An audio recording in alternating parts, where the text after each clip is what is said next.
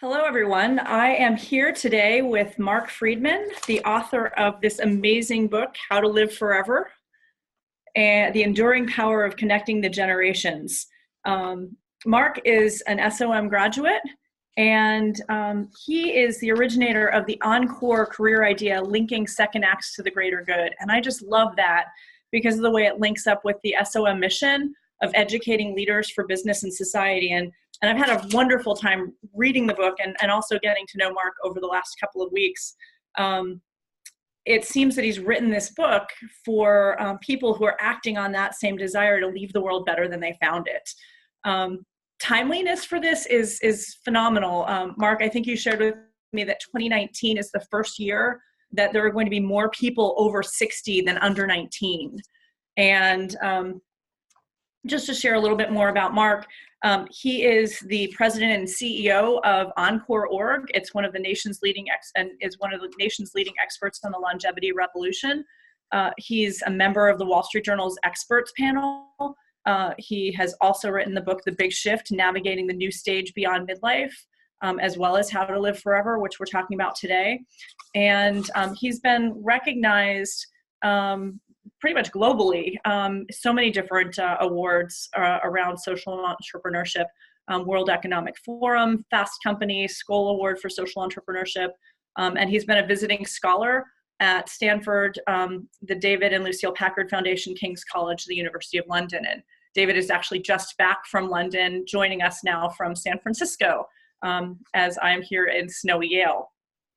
On the front page of his website, Encore.org, is a Greek proverb, and I love it. It says that a society grows great when old people plant trees under whose shade they will never sit.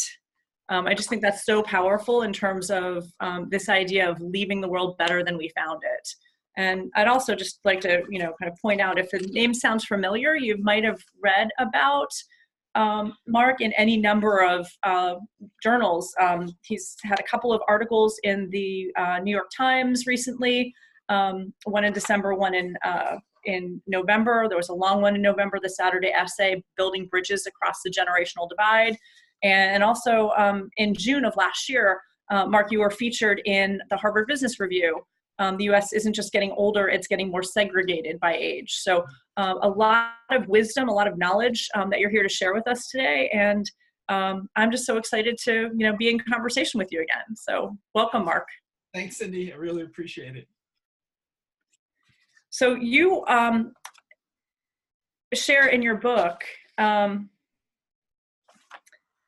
a 2018 study from Stanford University Graduate School of Education in partnership with Encore finds that nearly a third of over adults in the United States exhibit purpose beyond the self, where they're identifying and prioritizing and adopting and actively pursuing goals that are both personally meaningful and contributing to the greater good.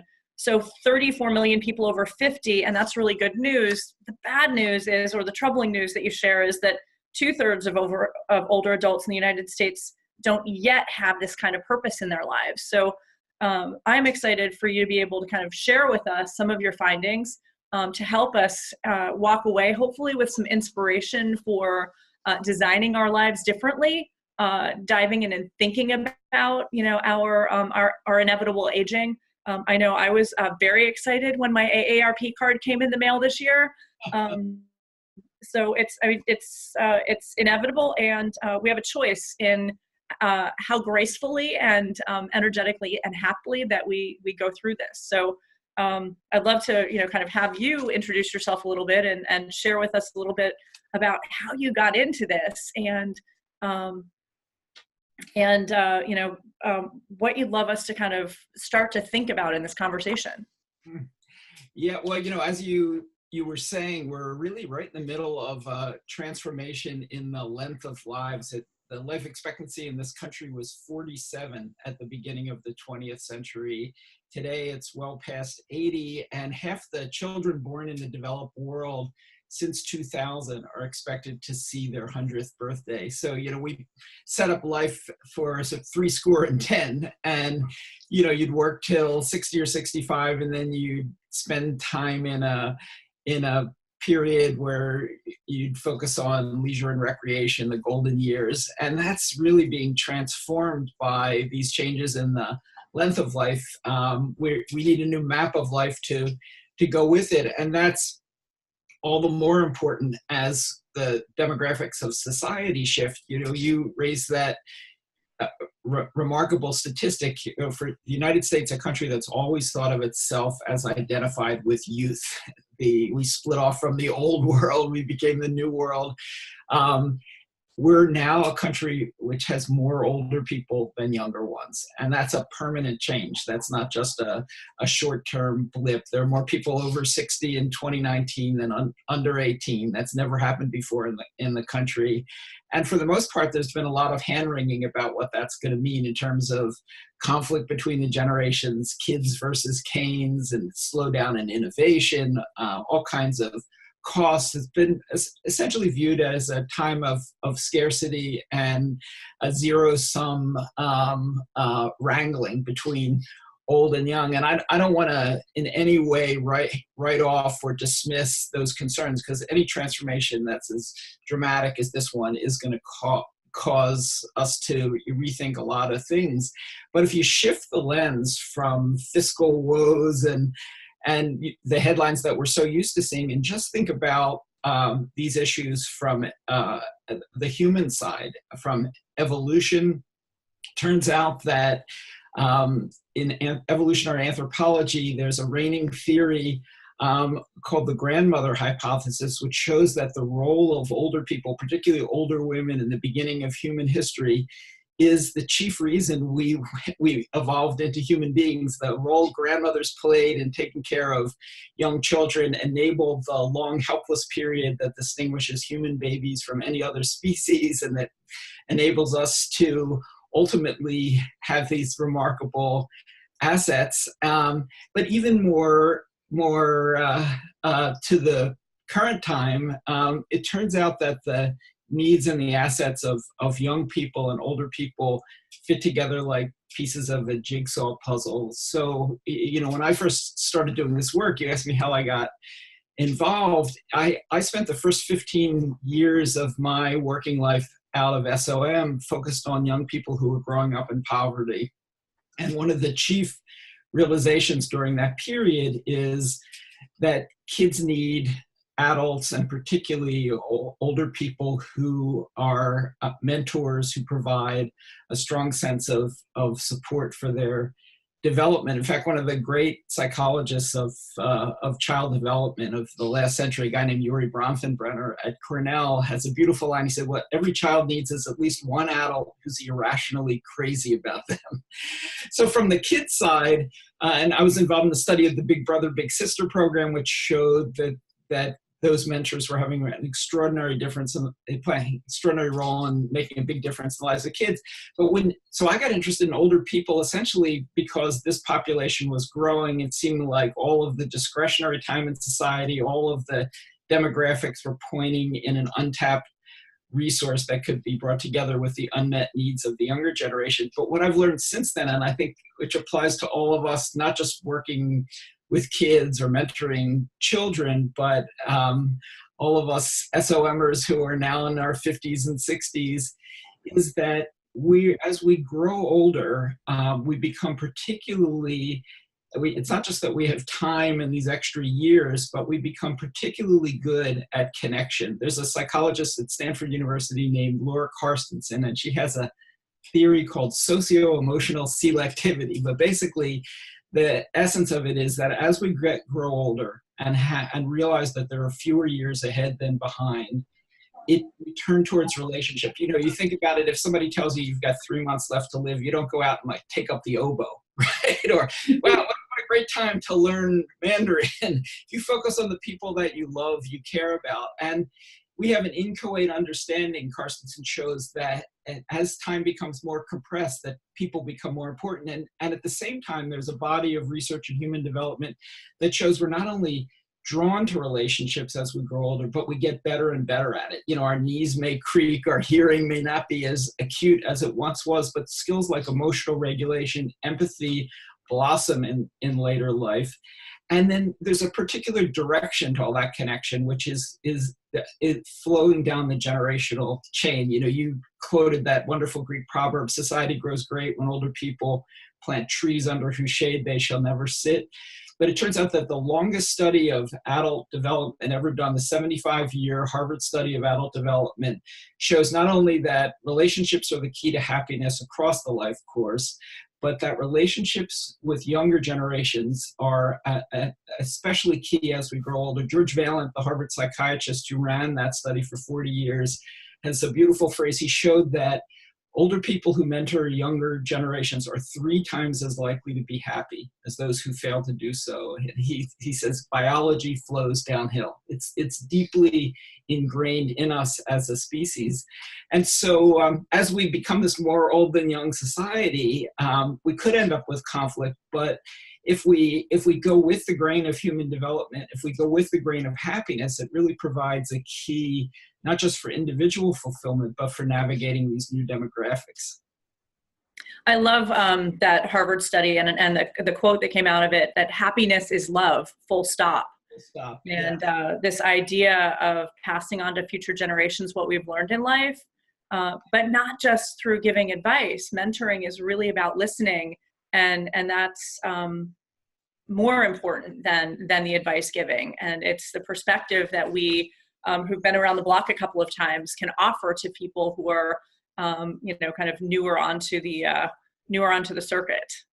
You know, Cindy, just to pick up on what you were saying, I had the opportunity to listen to SOM alum Vivek Murthy, the Surgeon General under President Obama's SOM alumni webinar a few months ago, maybe it was more than a few months ago, in which he talked about his Harvard Business Review article last year, in which he argued that loneliness is the single greatest public health epidemic in America today. Social disconnection, equivalent to being lonely, is equivalent to smoking 15 cigarettes a day. And the 2 loneliest groups in society are younger people and older people. And so the importance of these kind of connections across generations, which are so mutually beneficial, it's not just a demographic matter, but it also is something that's really fitted to one of the biggest social issues of our time, which is how disconnected we are from each other.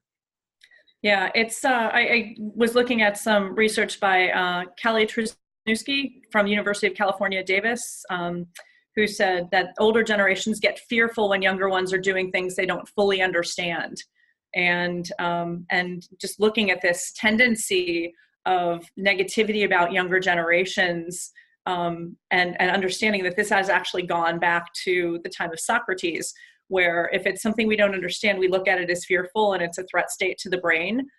So I'm curious, given that, as you said earlier, that the older and the younger fit together like pieces of a puzzle, how do we actually start to make connections where people are disconnected? In so many other cultures, I was sitting with some friends last night, and one had talked about a recent trip to South Korea where they had 3 generations living in 2 rooms, and it was impossible not to be connected in that family.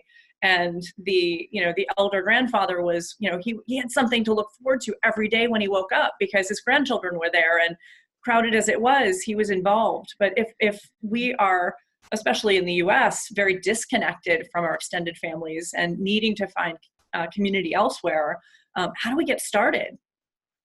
Yeah, well, the question you just asked became for me the central question of the book. If older and younger generations are built for each other in an evolutionary way, in a developmental way, why is it that there's so little interaction that happens between older and younger people?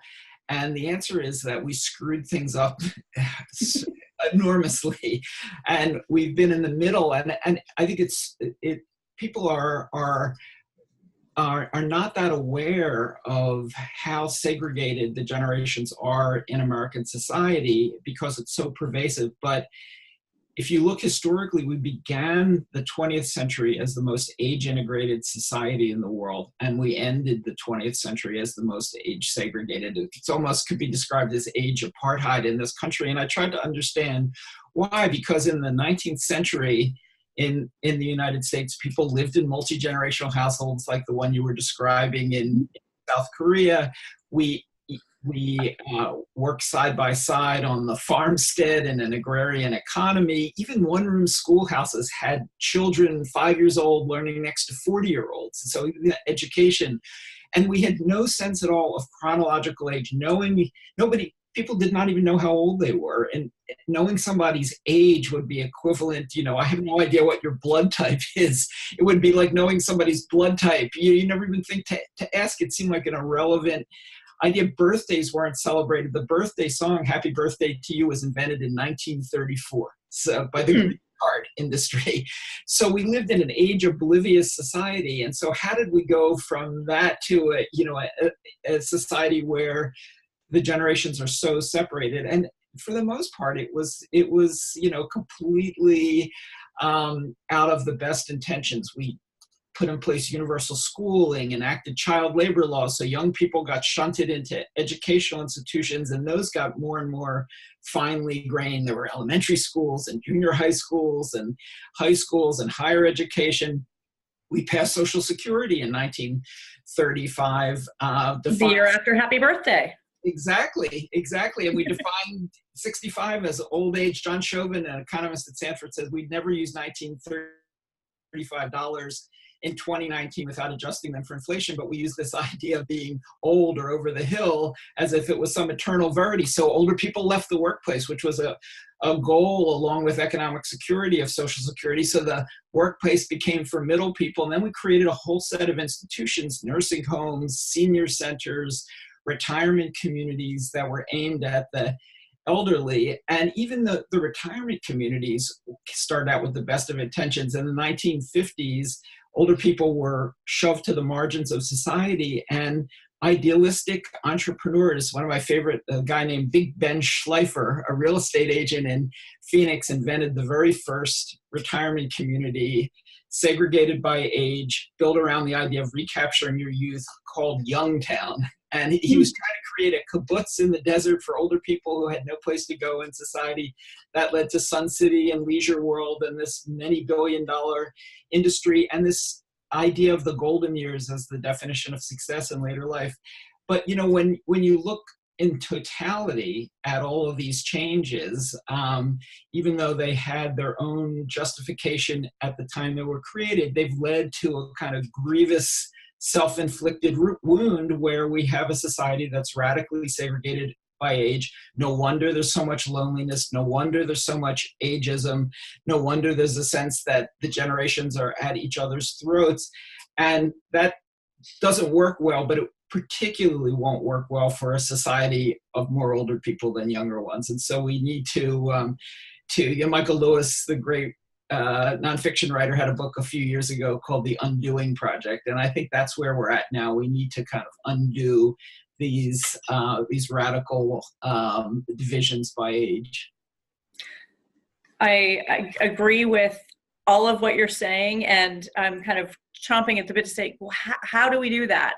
And I'm sure other folks have questions also. So there is a Q&A function on the webinar. So if folks do have questions, please feel free to start sharing them with us, and we'll get to them certainly at the end, but as we can, perhaps in our conversation as well. So looking forward to hearing from other folks that are joining us from lots of different places, I believe, even around the world. One of the things I heard you say, Marc, when you and I were speaking in preparation for the webinar, was your idea around encore careers and being at this intersection of passion, purpose, and paycheck, and really focused on social impact. So as I talk to folks, I didn't actually introduce myself, I don't think. I'm getting the nod that I did not. I am Cindy Cornell. I am the career coach for working professionals in the Career Development Office here at the Yale School of Management. And I'm having conversations with our working professionals every day. Both are matriculating executive MBA students as well as our alumni. And a lot of folks come to me with questions about purpose. And I often refer to Professor Amy Wisniewski's work around job, career, or calling in asking them, kind of, why are they here? and asking questions about, kind of, if you lived your life with no regrets, what would you be known for? What would the next generation or your kids' kids know you for down the road? And why aren't we taking steps to kind of do those things today? I'd love for you to share a little bit, Marc, if you would, about, how you are encouraging and helping people to find that their encore careers, where it's passion, purpose, and paycheck, focusing on the social impact. And as you've said, using your experience in ways that matter. Well, I'm so glad you brought that up. The encore career idea, it's very much rooted in the soil of SOM. It's, I think so many people who come to SOM are driven by that sense of purpose. And in the context of these much longer lives that we're leading and much longer working lives, there are opportunities for multiple bites at the apple. And we're familiar with all these famous people, Jimmy Carter, Bill Gates, they're household names, and they've had these second acts that have drawn on their midlife experience, but are focused on trying to leave the world better than they found it. And the great news is that we were seeing in our work at Encore that it wasn't just people who'd been former presidents and CEOs who were moving in that direction, but ordinary people in myriad ways. And so we set out to try to get a sense of how many people were moving into second acts that were focused on the greater good, and that were a combination of doing well and doing good, of continuing to make an income, some income, and also parlaying your midlife skills into something that was going to have a different kind of impact. Turns out that 4.5 million Americans are in encore careers, these second acts for the greater good, but 21 million more give it top priority. They want to move in that direction. And that the research also showed that these encore careers last about a decade in duration. They're not as long as people's midlife careers, but they weigh as much. They're as significant, these purpose-driven second acts. And they represent a kind of ethos of, instead of the old retirement ideal of the freedom from work, essentially the freedom to work, but in new ways, in ways that align with the developmental imperatives of this period of life. And if you do the adding and multiplying, and I never did very well in my quant courses at SOM, but I think that comes out to 250 million years of human and social capital. The 4.5 million and the 21 million times 10, that's an enormous windfall of talent. I mean, in many ways, it's only comparable to the movement of so many millions of women into new roles in the 70s and 80s in our country. That could solve a lot of the things that ail us. But the problem is that so many people are struggling to get from what's last to what's next. It's essentially a do-it-yourself project. And there's a lot of pain and suffering and needless expense along the way. So the question is, how could we create better pathways to purpose in the second half of life? We do a relatively good job helping young people navigate their way into midlife, but not so much at this other period, which people have described as a season in search of a purpose. And I think it's not so much in search of a purpose, but a search in struggle to find ways to actually apply that deep sense of wanting to have an impact. So at Encore, we've been celebrating people who are doing this work to try to, first of all, just elevate the idea. So we, for 10 years, did something called the Purpose Prize, where each year we gave $500,000 prizes to social innovators who were over the age of 60. And the idea was that it was the opposite of a gold watch. Rather than a lifetime achievement award, it was an investment in what somebody in the second half of life was going to do next. And then we created a series of pathways. One is the Encore Fellows Program, which is a little bit like, I don't know if you saw the movie The Intern, where Robert De Niro plays an intern and mentors Anne Hathaway. So these are one-year fellowships that pay about $30,000 a year. They're half-time. And they enable people to use their midlife skills. So maybe you were an HR person at IBM. You go work for an NGO or a nonprofit, but in ways that draw on your previous skills, but in a new setting. So it's a nice balance between old and new. And then there are other pathways that are developing that are very exciting. I came to SOM in 1982 to study with Rosabeth Moss Cantor, who was at the school first year, and then she blasphemously, traitorously went to Harvard Business School and taught there for many years, was the editor of Harvard Business Review, and then about a decade ago decided she was going to create a third stage of education. So she launched the Advanced Leadership Initiative there, a one-year program, essentially in the executive ed vein, where people could come to figure out what they're going to do in their next chapter to make the world a better place. And Stanford's reproduced that program. They have something called the Distinguished Careers Institute. Notre Dame is starting a version. The University of Minnesota's created one. The University of Texas. So it's spreading throughout the world. And I think these two examples, the fellowship program I was describing, the work of these universities, they're basically internships and school, the two pathways that young people ply to go into their adult years. And I think they're the beginnings of a similar kind of infrastructure at this other juncture in life. I am reflecting back on another quote that you've got in your book where you talk about we don't have a single person to waste, which was by Maggie Kuhn, who founded the Grey Panthers in the 1970s to fight ageism and bring generations together. So this is not new, right? Yet there's so many of us who haven't actually planned for these encore careers, or we haven't thought about, what we want to be when we grow up and how long that actually lasts. I do want to acknowledge that you mentioned the intern in Marc's book. He's got a lot of resources in the back. There's recommended reading and videos and movies. So for those that are interested in, kind of diving a little bit more into some of these really awesome stories of interconnectedness and second and third acts, there's a lot of information in here. You mentioned that those resources, and I talked about the intern.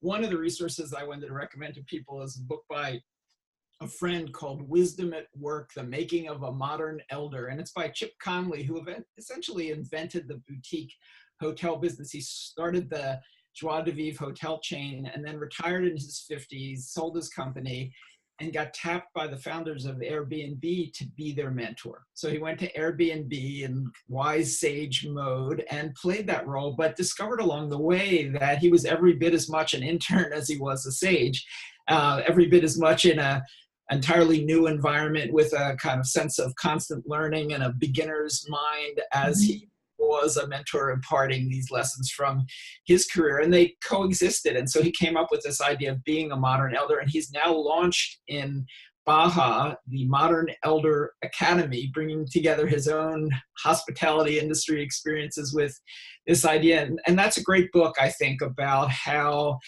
to get in this two-way relationship in the workplace where you're continuing to learn and grow at the same time that your experience still matters. And I saw that all the time in the Purpose Prize winners that we selected.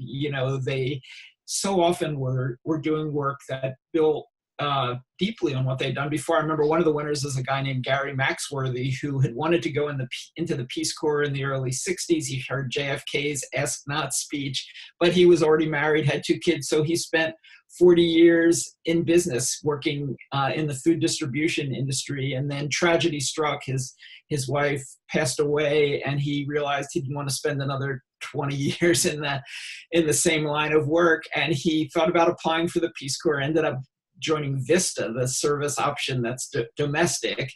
They sent him to the food bank in San Francisco, where he realized that the food bank was only giving out processed and canned foods. And so he knew from all of his previous experience how you distributed fresh food on a large basis. He knew that a lot of growers in California were throwing out fresh crops because they were aesthetically blemished. He created the Farm to Family program, which last year distributed 120 million pounds of fresh food in California to food banks. He would have never been able to do anything like that as a 22-year-old Peace Corps volunteer, as wonderful as I'm sure he would have been. And it just shows that experience and innovation can coexist in very powerful ways. And so I think we can be modern elders, whether we're entrepreneurs or going to work in organizations, combining learning and growth with tapping our talent and experience.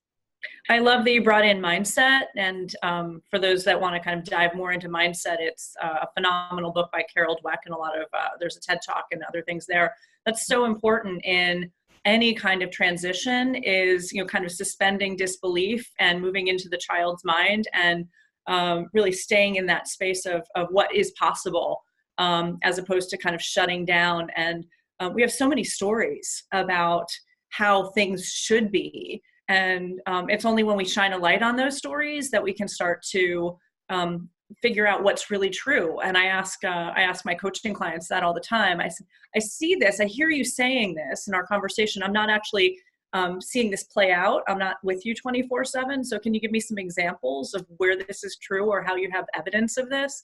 And so often they are surprised and not, that there is no evidence. And in fact, it's a belief that we're carrying forward. So I'd love for you, maybe if you would, to talk a little bit more about how might we define this idea of a modern elder, that we can kind of try that on for ourselves. What's required to be a modern elder? You're really talking about finding new relevancy for things you've done in the past in a new and changing world. Right. Well, I mean, I think the first thing is to shed this idea that at a fixed age, that our best work is behind us. And in fact, there's an economist at the University of Chicago, David Galenson, who is an economist who studies, of all things, creativity. It's not, you don't tend to associate those two.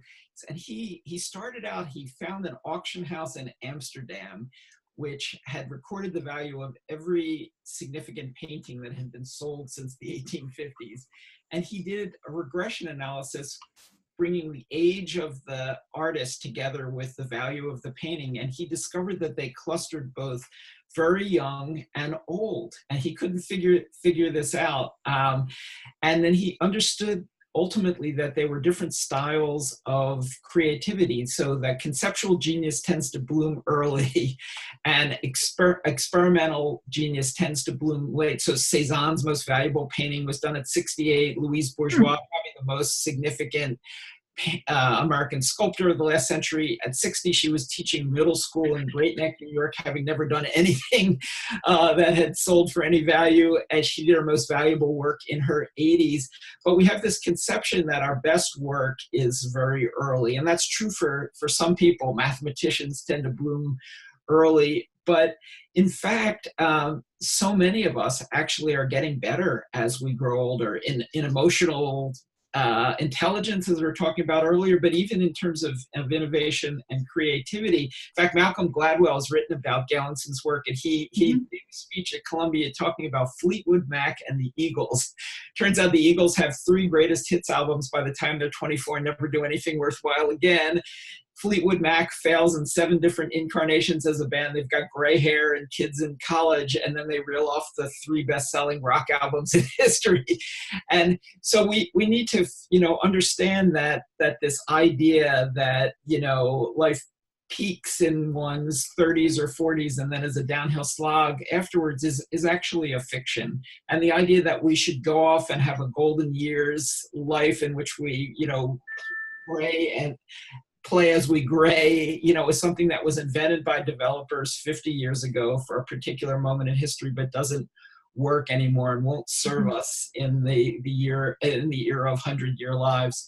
So I think, to recognize that, but also, and I'd say this is one of the main messages I'd want to impart today.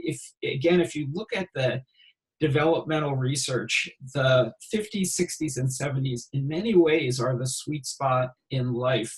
G. Stanley Hall, who invented adolescence 100 years ago, at the end of his life said, "I made a huge mistake. I should have invented teenagers. I should have invented a new stage of life between midlife and old age." And he described it as an Indian summer. And human beings didn't reach the height of their capacities until the shadows started slanting eastward.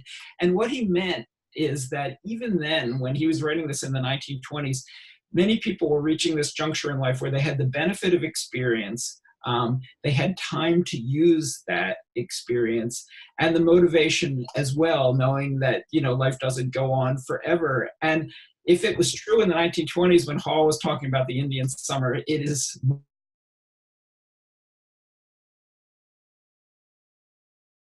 much longer. So we're reaching this point where we know what matters and we actually have the time to do something with it. Yeah, I loved in your Harvard Business Review article, the research showing that productivity declines are not as inevitable as aging. And there were some beautiful examples in there of innovative work. We spoke specifically of a BMW plant in Bavaria, where they realized that they had to kind of figure this out as managers. How do we actually leverage the expertise and the institutional knowledge of our older workers with some of the new production techniques that are required? And I wonder if you kind of talk about that from the perspective of we who are still kind of in the midlife in the managing space, because it's up to us to figure out how to integrate everybody. And it's kind of an interesting challenge because it's not really been done. We don't have role models or others to kind of look at to see how well to do it. So what suggestions do you have for those of us who need to figure out how to use everybody really well? Yeah, well, the BMW study is interesting from a productivity standpoint. They basically tested 3 assembly lines, one just of older people who made fewer mistakes and but were slower, and the manual dexterity wasn't as great as the assembly line of just young people who were fast but made many errors. And they tried a blended assembly line of older and younger people, and lo and behold, it was not only fast but also made few mistakes. And I think it's a metaphor for the more old than young society. I mean, I think in not just on the BMW assembly line, but in all the central places of American life, we need to age integrate everything so that we have younger and older people interacting in ways that are mutually beneficial. And some of it is for efficiency, like the BMW assembly line, but a lot of it is for humanity. This is an essential part of the human experience that we've lost. And I'll just tell you a story, maybe it's coming out of left field, but I went all over the world trying to find places where this was happening to see how it was going. And one example of all places was in Cleveland. When I was in between my 2 years at SOM, I had done through the internship fund, an internship at the Cleveland Foundation. And I went back to Cleveland because the man who was the CEO of the Cleveland Foundation at the time was living in a place called Judson Manor. He'd retired. And Judson Manor had started an experiment. It was a retirement community for affluent elders who were really interested in intellectual life and the arts. It was perched between the Cleveland Clinic and Case Western University and most of the cultural institutions in Cleveland. And they had come up with this idea of giving free rent to graduate students at the nearby Cleveland Institute of Music because they love music. They thought, we'll give these students free rent and they'll play some concerts for us and everybody will be better off. Well, that was true. It was efficient in that way of exchanging music. But all these things that were unanticipated happened, which was essentially in the realm of love. I remember hearing the story when I first arrived of this young violist who was living in Judson Manor, married another young violist at the Cleveland Institute of Music. And when they were planning their wedding, they invited their 93-year-old neighbor to be the maid of honor.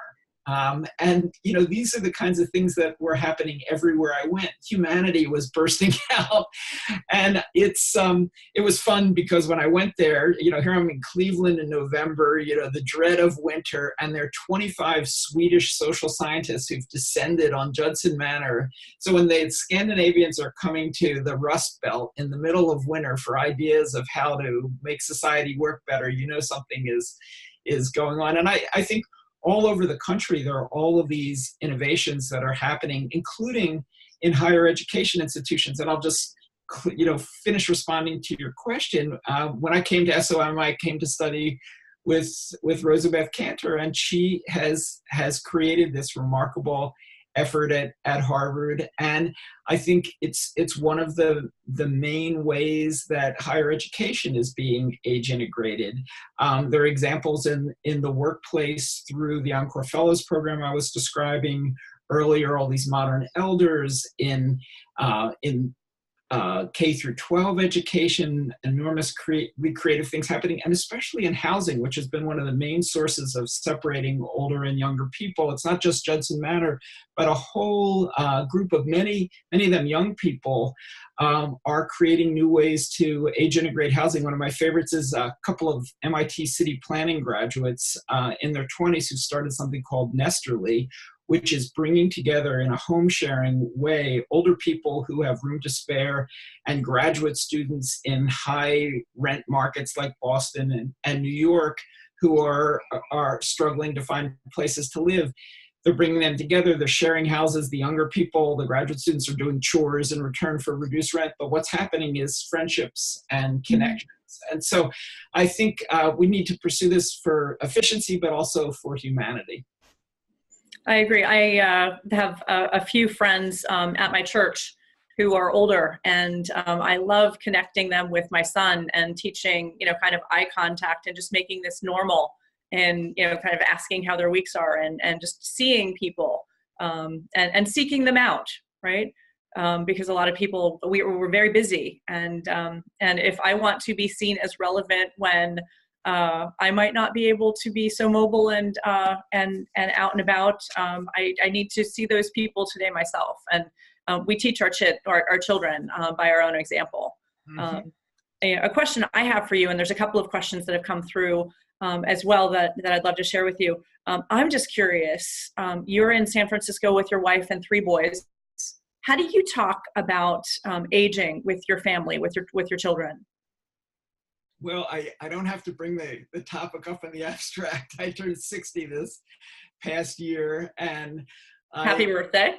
Thank you. And I meet these SOMers all the time, and I feel like I'm the same age, and I realize they graduated 20 years after me. But I have kids who are 9 and 11 and 13, so I was kind of late to that experience. So it's almost like having your own grandchildren. But one of the great things in the neighborhood where I live, and I know it doesn't happen everywhere, but we have a pair of 80-something neighbors, Joyce and Jake Anderson, who have grandchildren themselves in other states and have become essentially like surrogate grandparents for our kids. And I think that that's one of the challenges in our highly mobile society. If this grandparent-like relationship, which it's really animated a lot of the work that I've been doing. How can we create ties between older and younger people who aren't related? If you've got so many older people who are nowhere near their own grandkids, and so many of us who have kids are nowhere near their blood grandparents, how do you create those bonds in a way where everybody benefits? And so I've gotten to witness this happening right on my block, and I think there are 2 lessons from it. One is just proximity. The more we can have interaction in our daily lives with people of different ages, like the example at Judson Manor, and I could give a dozen more, but also common interests. Again, to go back to Judson Manor, those people were connecting older and younger because they love music and love the arts. My kids connect with Joyce and Jake. Joyce is a stamp and coin collector. One of my sons is really interested in stamps and coins. Jake's a retired airline mechanic, and I've got a son who's a maker, and they, convene around the saw. Maybe I should be concerned about that. But I think proximity and trying to find common interest are really critical. But ultimately, it's the relationship that matters most. And we need to be more creative about forming these bonds. And it sounds like your neighbors are wonderful with sharing their gifts. And that may be something that's an interesting question for us, is to really kind of reassess what are our gifts, because the definition of success isn't necessarily the definition that translates into your happiness. I think you shared with me the idea of success to significance, So what are the things that we have to share that may not be the things that we were paid for, that we can actually share with others? And in hearing your story, it sounds like you've created a little apprenticeship program on your block, which is very cool. Right. And I think, right now we need more of these kinds of programs to form these kinds of bonds. But ultimately, I hope we can become a society where these things happen naturally. Yeah, programs are great. And you did this on your block, and that's a Right. beautiful thing. We don't need to wait for the program to appear. It's kind of us again, to go into that space of suspending disbelief and saying, I want this kind of relationship in my life, and where can I find it, and seek it out. And a piece of that might be putting the phones away while we're in line at the supermarket and saying hello to the person next to us. Yeah, there's so much we can do. I think at our organization, we have a quiz that on our website, are you living in an age bubble? And I think society is trying to shun us in those directions. Although I have to say, on a more optimistic account, we may have radically segregated society by age over the last 100 years, but people are starting to move in the opposite direction. The Pew Research Centers has been monitoring attitudes of older and younger people for decades, and they have never seen such strong affinity as they're finding in their surveys today. And so, we see these, headlines about generational conflict. I don't know if you saw recently on Saturday Night Live, there was a wonderful send-up of a game show called Millennial Millions, starring Rachel Brosnahan from the magnificent Mrs. Maisel. And the idea behind it is they have two millennial panelists, and if they have to stay silent for 30 seconds to win vast cash and prizes, while a boomer pontificates about how hard they had it, and young people need to learn from them. And so there are lots of images of older and younger people not getting along, and certainly there are divides, but actually the polls show that attitudes are really shifting in positive directions. And what's more, that people are changing their lifestyle. So after the downturn in 2008, there was a dramatic increase in multi-generational living, particularly between boomers and their millennial children moving back or moving in with their grandparents. Well, as the economies rebounded, you would think that would have stopped, but in fact, it's skyrocketed as the economy has increased. So people are starting to, I think, rediscover these fundamental ties, and they're doing them not just for expediency or cheap rent, but because there's something else there as well. Yeah, I've noticed that as well, that there's more people who are in those those family units that last a little bit longer than they used to, which is a nice shift. And there's also economic benefit to the people who are starting out, because shoot, it's expensive out there, right? Yeah. I love what you were saying about, the pontification of the elders, about how hard they had it. I think we all have it hard. It's just differently hard. And I've been, kind of contemplating, as, people might talk about ageism and I should have this job because I have all this experience. Just like we would say to the millennials that you don't deserve this job just because you've been handed things throughout your life. You have to figure out in what ways you're relevant and you add value in this organization for you to get paid what you're asking to be paid. It's for us as older people to figure out, in a really rapidly changing world, how do we redefine ourselves as relevant in what's needed today? Because I know, especially in finance, there's a whole bunch of jobs that just don't exist anymore. So you can't do what you were paid so handsomely for, because it's not valuable anymore. So this idea of really designing that relevance throughout our lives is huge, and we need to take ownership for that, for each of us, and what success looks like for one person is different from another. And I love it, the way your program, it seems to offer up a lot of different choices, a lot of different questions for people to kind of figure that out for themselves.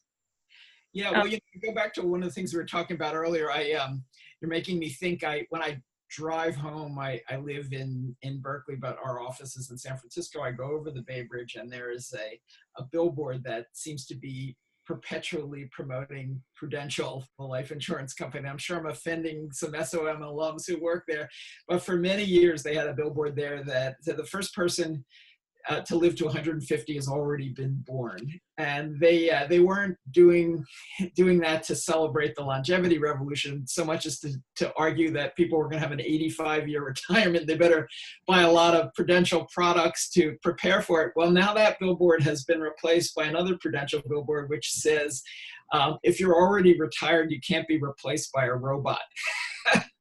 Another uplifting message, which essentially argues, that we become more and more expendable, and so we best save as much as we can and get out of Dodge. But in fact, just on even that point, and to go back to the emotional intelligence conversation we're having earlier about how these skills blossom in later life, it turns out that technology, which was supposed to render older people obsolete, they're supposed to be the first victims of AI and all of these other changes, may do exactly the opposite. Bill Gates had an article in Quartz. He was interviewed in Quartz a couple of years ago in which he was arguing that we needed to tax robots to pay for empathy work in areas like childcare, elder care, all kinds of settings where skills that require manual dexterity in our hands, or even intellectual calculations of our head, but actually the emotions of our heart are going to become the ones that are most important in the future. Thomas Friedman actually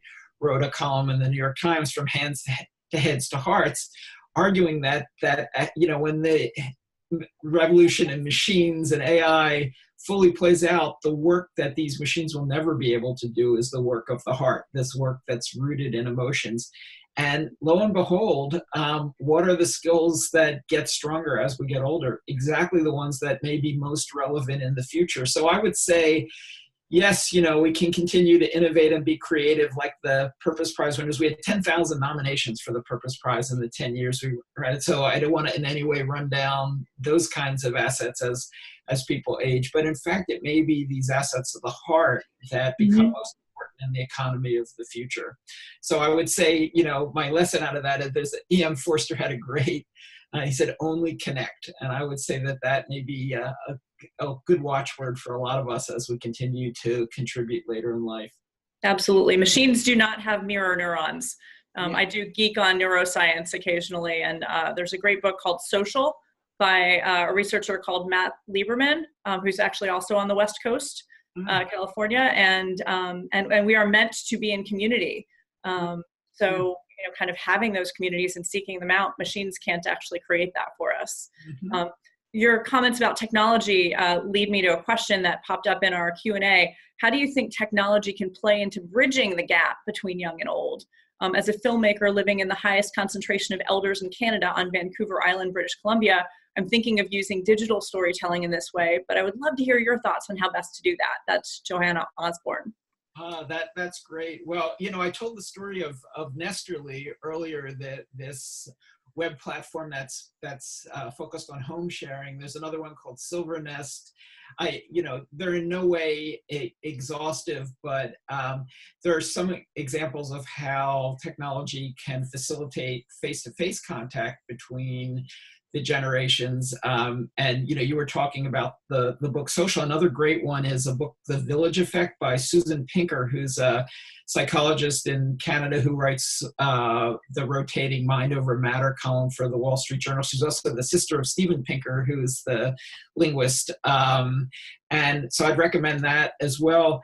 And then there are just great examples of people actually connecting online. That the New York Times had one of the most popular articles in the Times last year was the story of this rapper in Harlem and an elderly Jewish woman in Florida who met through playing words with friends. And Reverend Amy Butler, who's the reverend of the pastor at the Riverside Church, knew the young guy, and she overheard him telling somebody that his closest friend was an old woman living in a retirement community in Florida. And so she probed further, and they had formed this very powerful bond playing words with friends. And so Amy Butler decided to unite them in person. And so they had this incredible meeting in Florida, and the Times wrote about it, and the Washington Post picked up the story.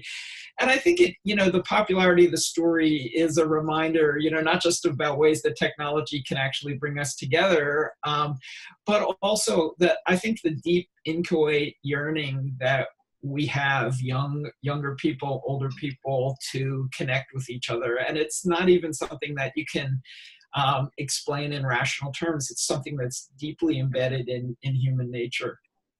I love that story, because that's possible for all of us.